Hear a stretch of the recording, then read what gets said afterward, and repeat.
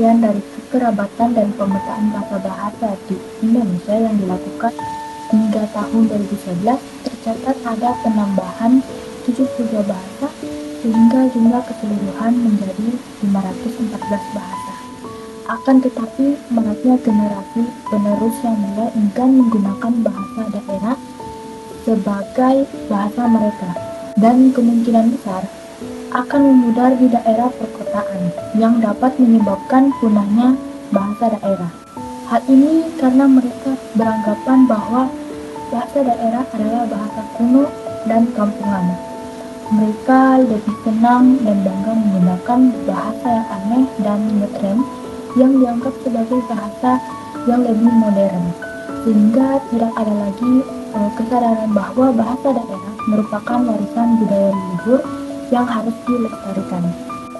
Sekitar 169 bahasa daerah di Nusantara terancam mengalami kepunahan. Kepunahan yang dialami oleh bahasa tentu bukannya tanpa dampak. Dampak terhadap kepunahan bahasa daerah tentu berdampak pada hilangnya suatu warisan sosial, kultural, dan spiritual. Tanpa upaya yang serius dari berbagai pihak, kepunahan 169 bahasa tentu akan terus merangkak naik. Selain globalisasi yang membuat bahasa daerah memudar, ada beberapa faktor lain seperti pertama, adanya etnis mayoritas atau minoritas. Yang kedua, crossbreeding atau perkawinan silang. Yang ketiga, faktor keluarga yang mengajak anaknya untuk berkomunikasi dengan bahasa Indonesia. Keempat, menurunnya rasa bangga dalam menggunakan bahasa daerah oleh anak-anak. Itulah beberapa faktor bahasa daerah yang dapat memudar di Indonesia. Dengan dampak yang seperti itu, solusi apa sih yang bisa kita lakukan sebagai generasi milenial atau generasi Z yang bisa melihat peluang ke depan?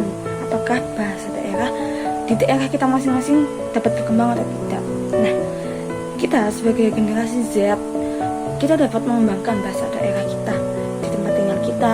Dengan cara apa? Dengan cara kita membuat konten yang menarik dengan menggunakan bahasa daerah kita masing-masing. Contohnya seperti YouTuber asal Australia yang sering disebut dengan Londo Kampung. Ya, seperti YouTuber itu memberikan contoh bahwa meskipun dia bukan berasal dari Indonesia, tetapi dia membuat konten-konten yang bisa menggunakan bahasa Jawa yang dapat mengembangkan bahasa Jawa supaya bahasa itu tidak lagi punah tetapi lebih banyak dikenal oleh orang-orang.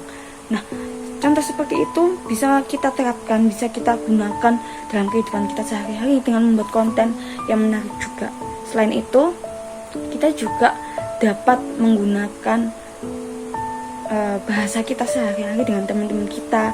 Misalkan kita lagi berbicara dengan teman-teman kita menggunakan bahasa daerah kita yang sekarang menggunakan bahasa daerah di daerah kita masing-masing. Lalu apa sih yang dapat pemerintah lakukan dalam mengatasi punahnya bahasa daerah yang sudah banyak punah? Nah, inovasi yang dapat kita lakukan ya dalam studi kasus ini, kita dapat memberikan saran kepada pemerintah agar di setiap hari tertentu atau misalkan dalam satu minggu setiap hari Selasa di seluruh daerah ditetapkan menjadi hari yang dimana semua kota, semua pelosok, semua daerah, semua desa menggunakan bahasa daerahnya masing-masing. Tujuannya apa sih kita menerapkan inovasi seperti itu? Simpel. Tujuannya supaya bahasa daerah di daerah kita masing-masing itu tidak punah dan tidak lagi